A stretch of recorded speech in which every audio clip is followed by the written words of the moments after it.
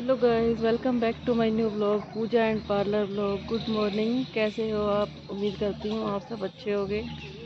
तो शुरुआत करते हैं हम आज के दिन की और आज के ब्लॉग की। आ गई हूँ मैं पार्क में और डाल दिया मैंने पक्षियों को दाना पानी।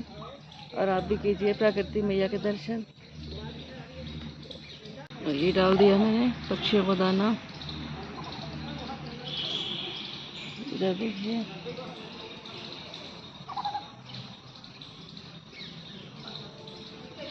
मौसम आज अच्छा हो रहा है बहुत, ना सर्दी है ना गर्मी है, ठीक ठीक मौसम है। और अभी हम लेंगे परमात्मा का नाम।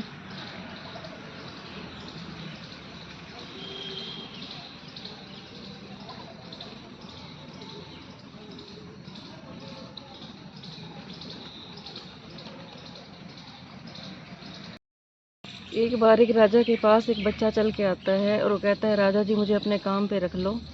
तो वो उसके पास काम पे रह जाता है। राजा के सारे छोटे मोटे दिन रात सारे काम करे वो, पूरी उसकी नौकरी करे सुबह से लेकर रात तक। और वो दिन रात रहने ही लगा राजा के पास। जैसे ही वो बड़ा हुआ तो उसने कहा, राजा जी मेरा हिसाब कर दो, अब मैं अपने घर जाता हूँ, जितने मेरे पैसे बने हैं सारे दे दो। तो राजा को आता है लालच, कहता है इसको मेरे को सारा हिसाब करना पड़ेगा। तो वो अपने मंत्री को बुलाता है और उसको मार देता है वो। तो वो तो बड़ा खुश हो जाता है कि मुझे उसके पैसे नहीं देने पड़े। तो अगले जन्म में वही बच्चा उसका बेटा बन के आता है और जिसने उसको मरवाया होता है वो उसकी मम्मी बन के आती है। तो जैसे ही वो पैदा होता है पहले तो वो बड़ी खुशियाँ मनाता है कि मेरे घर में बेटा हो गया। बहुत अमीर घर होता है उनका, गाड़ियाँ वगैरह सब कुछ होती है उसकी। तो जैसे ही वो पैदा होता है तब से वो बीमार रहने लग जाता है। राजा दूर दूर तक उसका इलाज करवाता है लेकिन वो ठीक नहीं होता। धीरे धीरे वो बड़ा हो जाता है लेकिन वो बेटा उसका पूरा बीमार हो जाता है। वो पूरा जोर लगाता है, सब कहीं दिखाता है लेकिन वो ठीक नहीं होता। और इसी चक्कर में उसका सारा घर बार गाड़ियाँ वगैरह सब कुछ बिक जाती हैं बिल्कुल ही। और जब वो बिल्कुल बड़ा हो जाता है तो फिर एक दिन रात को कहता है वो, पिताजी मेरा ना, आपने मेरे को पहचाना मैं कौन हूँ? उसने कहा, क्या कह रहा है बेटा तू? तो उसने कहा, मैं वही हूँ जिसका तुमने पिछले जन्म में सारा पैसा रख लिया था और मेरे को मार दिया था लालच में। आज मेरा पूरा हिसाब किताब वापस हो गया है और मैं जा रहा हूँ। मैंने जितना तुम्हारे से पैसा लेना था सारा मैंने लगवा दिया है और अब मैं जा रहा हूँ, हमारा हिसाब किताब सारा क्लियर हो गया है। और वो कह के ही अपना शरीर छोड़ देता है। तो राजा को सारा पिछला याद आ जाता है। तो इससे हमें यही शिक्षा मिलती है कि हमें किसी का एक रुपया भी नहीं खाना चाहिए। किसी के साथ चालाकी बेईमानी करके हम इतने खुश हो जाते हैं कि हमने उसका पागल बना दिया और इतने पैसे हमारे बच गए।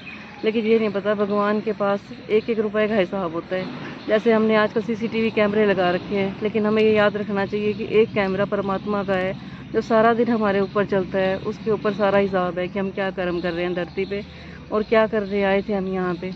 और वहाँ जाके हमें एक एक पल का, एक एक चवन्नी चवन्नी का हिसाब देना पड़ेगा। तो इतना खुश होने की बात नहीं है कि हम किसी के साथ क्या चालाकी कर रहे हैं, बेईमानी कर रहे हैं। 2 दिन की ज़िंदगी है, भगवान ने हमें यहाँ पे अच्छे कर्म करने के लिए भेजा है। और वैसे भी जो आजकल सारे रिश्ते ख़राब होते हैं वो पैसों के पीछे ही होते हैं। तो ऐसी नौबत आने ही ना दें कि हमारा हिसाब किताब क्लियर रहे सबके साथ, क्योंकि थोड़े पैसों के लिए फिर हमें धरती पे दोबारा आना पड़ेगा।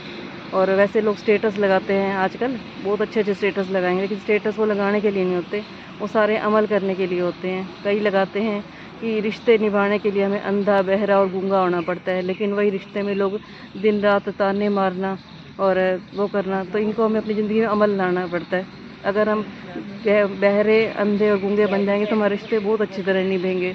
और कई लोग स्टेटस निभाते कहते हैं कि मैंने अपनी ज़िंदगी को इस तरह से आसान कर दिया, किसी से माफ़ी मांग ली और किसी को माफ़ कर दिया। तो अगर हमने किसी से गलती की है तो हमें माफ़ी मांगने में कोई डर नहीं है, किसी को माफ़ भी कर देना चाहिए। जितनी हमारे से गलतियाँ हुई या किसी ने गलती की दिल पे हम रखेंगे तो सारे रिश्ते हमारे ख़त्म ही हो जाएंगे। तो जितना हो सके हमें साफ़ और सुथरी ज़िंदगी जीनी चाहिए यहाँ पे, क्योंकि हम यहाँ पे आए हैं अच्छे कर्म करने के लिए। भगवान ने हमें मनुष्य जन्म दिया ही इसलिए है कि हम सबकी सेवा कर सकें और किसी के साथ बुरा ना करें। तो आज की बस इतनी बात करेंगे।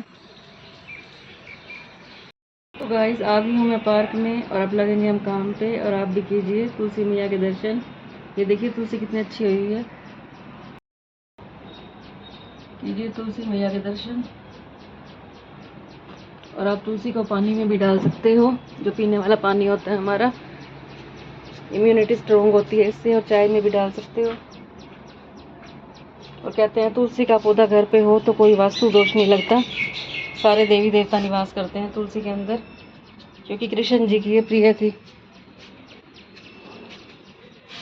तुलसी की और गाय की सेवा कर लो, समझो कृष्ण जी की सेवा कर ली।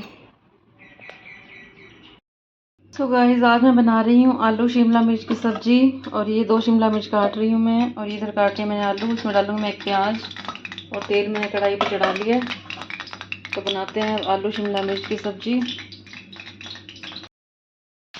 तो हो गई हमारी फ्राई शिमला मिर्च, प्याज और आलू, और इसमें मैंने बना ली है हरी मिर्च और टमाटर की पेस्ट, और इसी में मैंने चटनी बनाई थी क्योंकि हमारा छोटा डिब्बा ख़राब हो गया। ये देखो इसके सारे पुर्जे अलग हो गए हैं।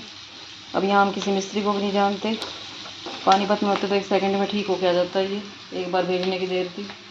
और यहाँ पे ये देखो इतने बड़े डिब्बे के अंदर हरी मिर्चें तो पीसी भी नहीं है इसके अंदर, अब काटनी पड़ेंगी निकाल के।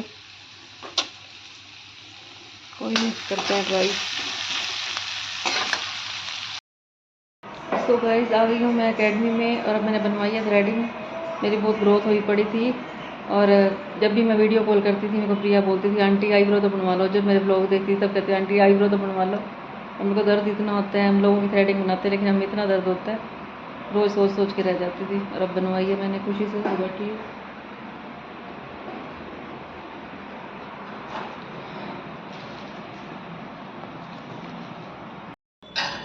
तो गाइस आ गए हैं हम घर पे, और 10 बज गए हैं, और आज गर्मी बहुत तेज हुई पड़ी है। बाहर हवा गर्मी हवा बिल्कुल नहीं चल रही। बस जाते हैं हम अंदर, खाना हम रात को खाते नहीं है, ऐसे सो जाते हैं आके। आज मैं दोपहर को 5 बजे खाया होगा शायद खाना ना। और इसी के साथ पर को फ़ोन आ गया शायद तेरा, देख। और इसी के साथ हम आज के व्लॉग का यहीं बैंड करते हैं। Good night. आपको मेरी वीडियो अच्छी लग रही हो तो इसे लाइक करें, कमेंट करें, और जिसने मेरे चैनल को सब्सक्राइब नहीं किया तो सब्सक्राइब भी कर लें। Good night.